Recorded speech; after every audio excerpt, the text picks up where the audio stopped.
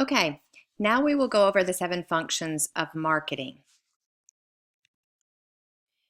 These were mentioned in the previous screencast that I did for you on Introduction to Marketing, but the 7 functions I wanted to go into detail more. This is the core of marketing. The 7 functions are the basis for all marketing activities. Each function occurs every time a product or service is developed and sold, and businesses provide many of the marketing functions, but consumers often take part in one or more of those functions when they make a purchase. First of all, and I only went over this briefly before, is financing. This is budgeting for marketing activities, obtaining the necessary funds needed for operations, to start up a business, to maintain a business and develop it, and providing financial assistance to customers so they can purchase the business's products or services. It is your livelihood as a business owner to see to it that your customers can purchase your products. This requires a company to budget for its marketing activities. It also requires businesses to provide credit opportunities for customers. Customers must have the resources and methods to pay for their purchases, even if this means paying back a loan. Businesses must receive timely payments so they can continue to operate. So this is part of this process. Customers can receive financing in the form of different payment options such as cash, credit, or installment payment, and more options equal more purchases. One example is that someone can pay through PayPal, someone can pay through Apple Pay, someone can pay cash. Some places still take checks. In addition to that, credit card payments or bank card payments is one method. But then for higher priced items such as cars, and believe it or not, washers and dryers, refrigerators, lawn mowers, and so on and so forth, a lot of those, if not all of those, companies who sell those products will provide a relationship opportunity for the consumer to borrow the money, whether that be through their own credit means, and they have a branch of their company that offers the loan, or at least through a relationship with a credit union or banking institution where the consumer can purchase those items with a loan. Then you have marketing information management. This function is obtaining, managing, and using market information to improve business decision making and the performance of marketing activities. This is where marketing research takes place, where the marketer will collect information about the consumer and develop databases and storage of information about products and consumers and also competitors. This is used to determine customer demographics, their buying habits, their patterns, their usage, and also their attitudes about buying. Then there's marketing information management, which is successful marketing involves using marketing information to predict consumer demand and also to estimate the right quantities of merchandise to have on hand, to have in stock.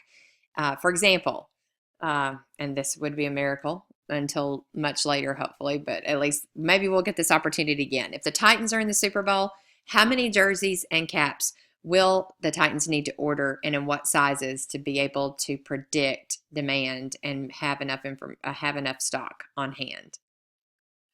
When Domino's first considered expanding operations in Japan, it used marketing information and research findings to adapt its traditional pizza to Japanese taste. They offered non-traditional toppings on the pizza, such as corn and tuna, because of local preferences. So if they had offered all of those standard American tastes, then it might not have been as popular. Then we have pricing, which is the process of establishing and communicating to customers the value of the cost of goods and services.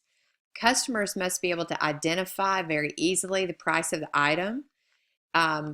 If they cannot identify that, then they'll just make another choice. How many times have you all been in a major department store and couldn't find anyone to help you and couldn't find the price, and so you just said forget it and you bought something else as an alternative because you knew what it cost? Prices are assigned to sports entertainment events and goods. They are directly related to the demand. An example would be Taylor Swift. When she first started out on her first major tour, I believe we paid, seems like 30 something dollars, which was very inexpensive for a tour ticket price. And then the next one, it was about a 60 something dollar ticket.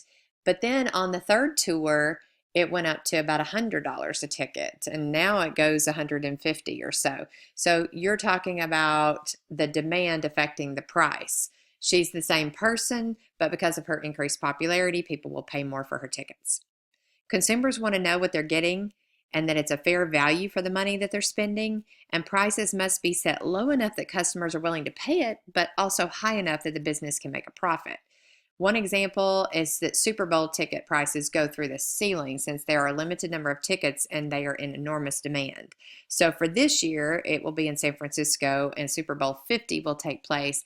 Super Bowl tickets normally on face value might be $700 or $800, but on the open market on resale, they're going to run anywhere from $1,500 to $3,500 or more, depending on where the seat is. You have product service management, which is obtaining, developing, maintaining, and improving a product or product line to respond to customer needs and wants. Producers and manufacturers develop new products, and other businesses are also involved in the product service management when they obtain products for resale. So it's not just producing your own product, but also obtaining products to sell. Services are created and provided by the employees of service businesses. So an example is that you see how the Coca-Cola bottles have changed over time with the customer's needs and wants. I think it's just barely in the screencast line, but you can see down at the bottom, right past the brown bottle, I think that's 1915? 1957. Basically, if you are not aware, that shape of that bottle is trademarked. No one can pattern any kind of item after that hourglass shape of that product because Coca-Cola owns that. So one thing is that strategic shape was developed by ease of holding the item by the consumer, and many other designs that was unique to the company, and so therefore they have a trademark on it because of product service management. Then you have promotion. Any form of communication used to inform, persuade, or remind people about a business's products is promotion, such as at the Cardinals games, free baseball hats, bobbleheads, t-shirts, and etc. are given away at any baseball game, and they're given away supposedly to the first so ever many people who show up at the game. Promotion is communicating information about products and services to the potential customers. Advertising and other promotional methods are used to encourage consumers to buy. It may occur in a variety of ways, such as television or magazines, radio, also newspapers, direct mail, and then most recently this is done in many ways through internet advertising and also through social media. Other methods include contests, product displays, sponsorships, special events, and so on and so forth. These are all public relations activities. So next is sales. And selling is a direct and personal communication with consumers to assess and satisfy their needs and wants. And also selling involves satisfying customer needs but anticipating their future needs. This is done one-on-one, and this is done as a means of a good consumer relationship management or customer relationship management, which we talked about in the previous screencast, is performed using any type of technology to communicate with the consumer through phone, instant messaging, video conferencing, but it is a direct means of communicating with the consumer. Next is distribution. It involves determining the best way for customers to locate and obtain and use the products and services for an organization. And it involves making decisions about where to sell the product and how it will get to the consumer. In addition to this, it's careful shipping, handling, and storing of products, and that's needed for effective distribution.